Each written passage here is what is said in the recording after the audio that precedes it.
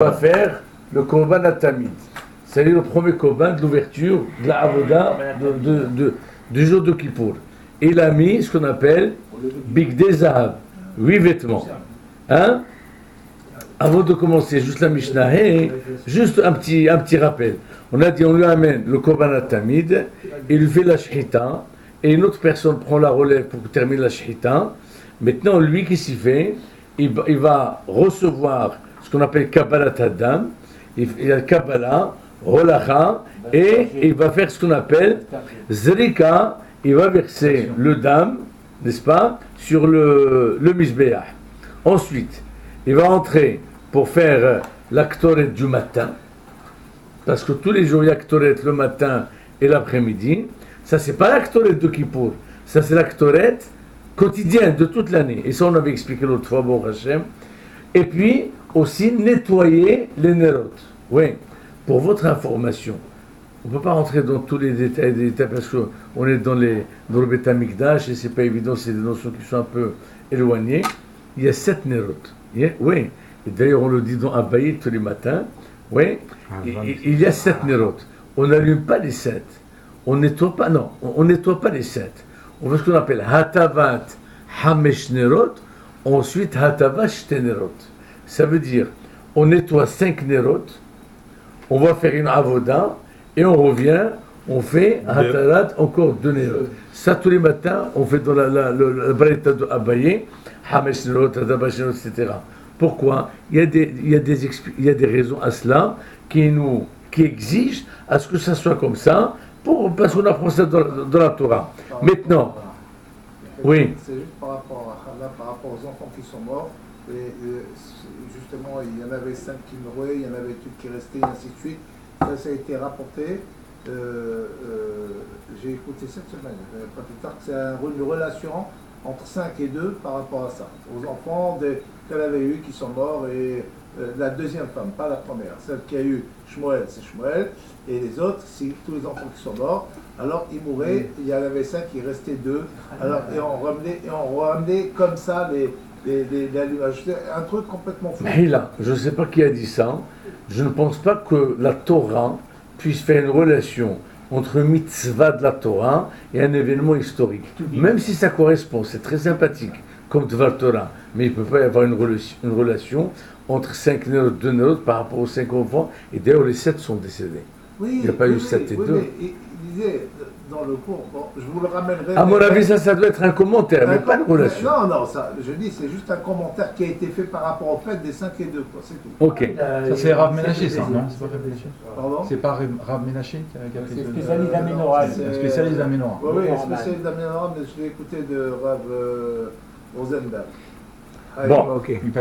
Chacun sa fournisseur. On l'arrive, donc il va nettoyer, préparer les nérotes, ensuite il va offrir la tête et les organes, et ensuite le Nissuchayayin. Tout ça, c'est la première avoda avec les Shmona Bgadim, avec ce qu'on appelle Bigdei Zahav.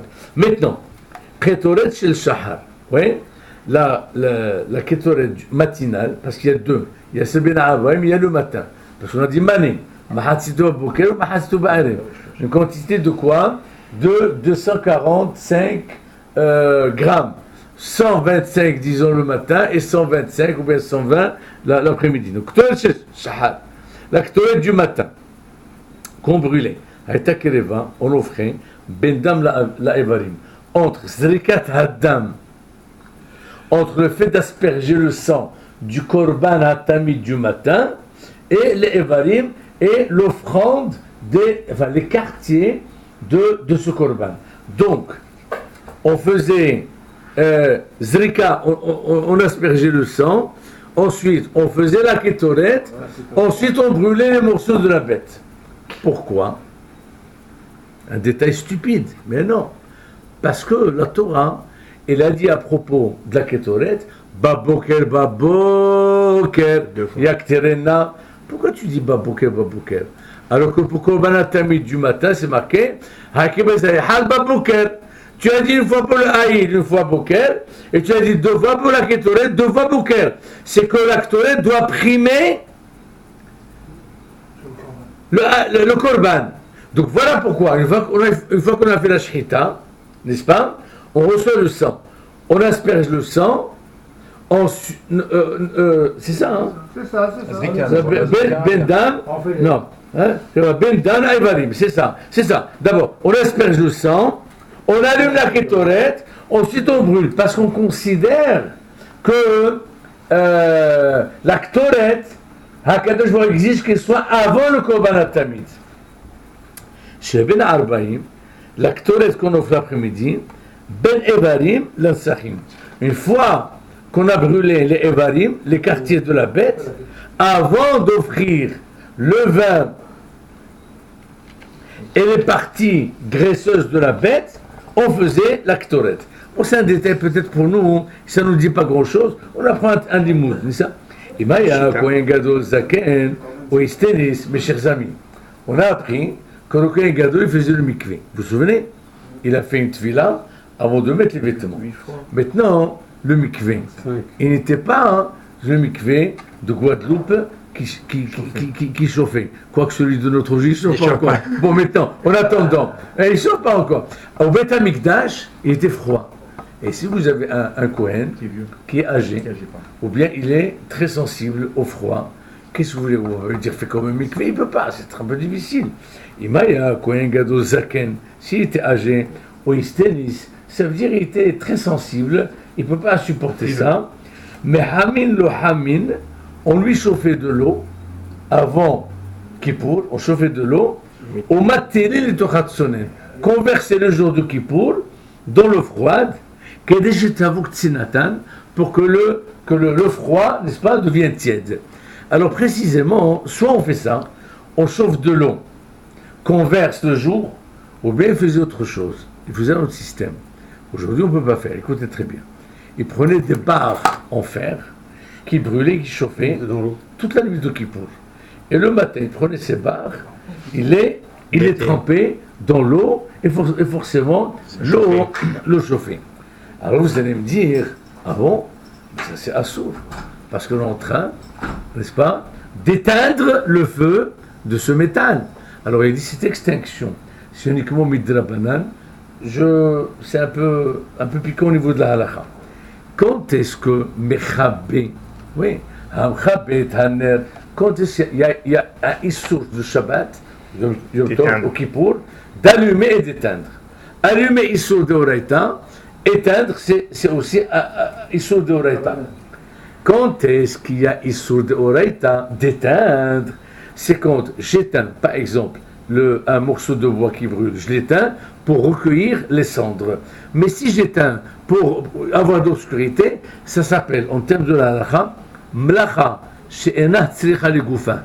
Je fais mlacha, pas pour l'objectif de l'interdit, mais pour une autre raison. Par exemple, il est interdit de faire un trou Shabbat. Si je fais le trou pour le trou, c'est assour. Mais si je fais le trou pour prendre le sable et non pas pour le trou, ça s'appelle mlacha. She'ena tzricha legoufa. Mideoreta, c'est pas assour, midrabanan assour. Donc, on reste quand même ici. Quand j'éteins les barres, c'est pas pour recueillir la cendre. Donc, c'est un issour de la banane. Et pourtant, pourquoi on le fait? Parce que la réponse est un shvut bamikdash. Tout ce qui est interdit de la banane, il saute au betamikdash. Ce qui est soumis d'oreta, on ne le fait pas. Mais ce qui est shvut, interdit de la banane, on peut le faire. Donc, qu'est-ce qu'on faisait? On brûlait ces barres, n'est-ce pas, chaudement, et on les mettait dans l'eau le jour de Kippour.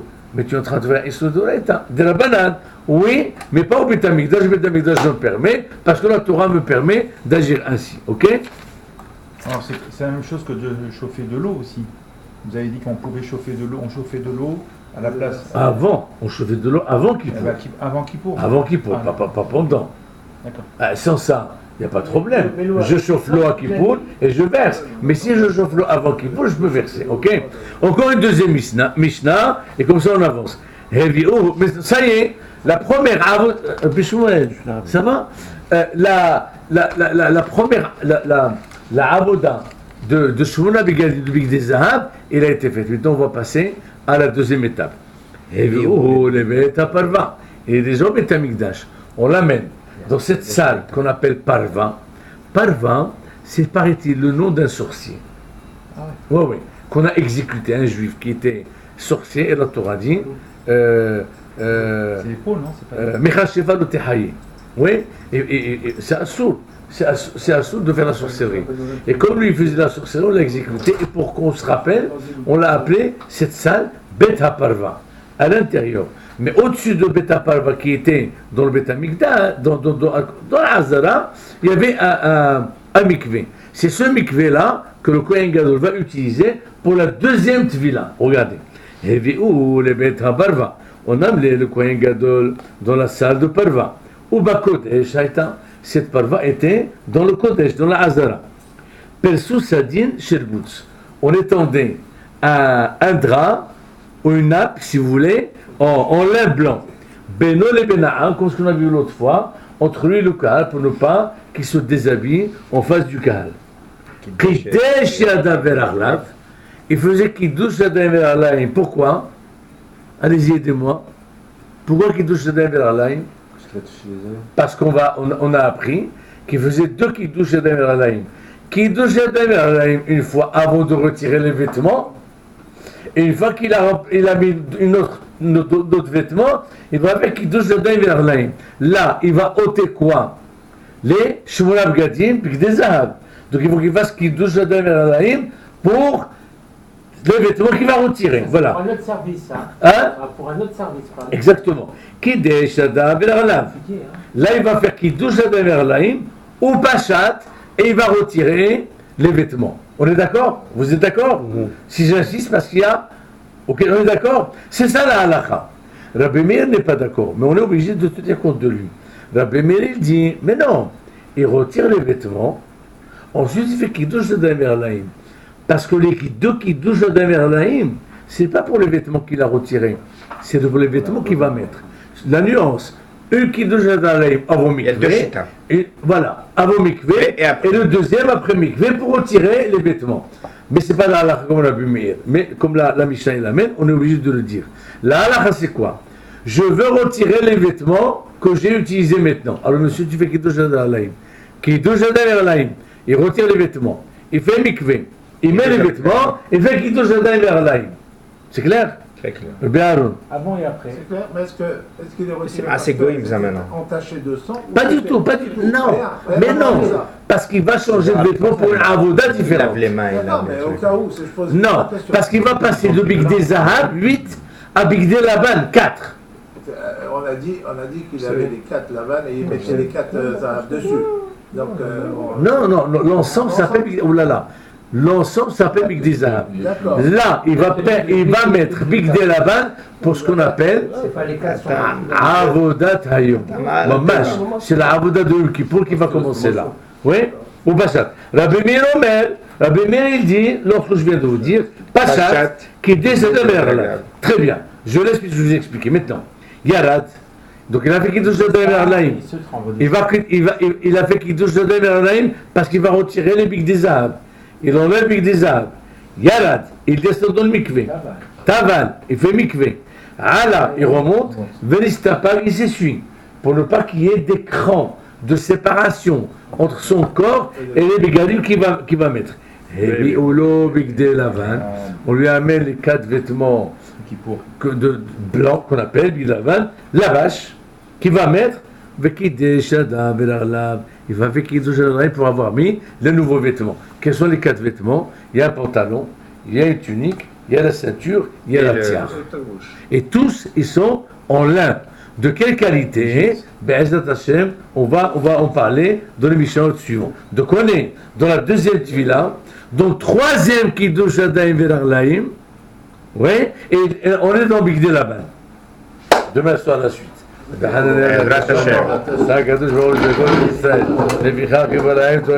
là? Oui.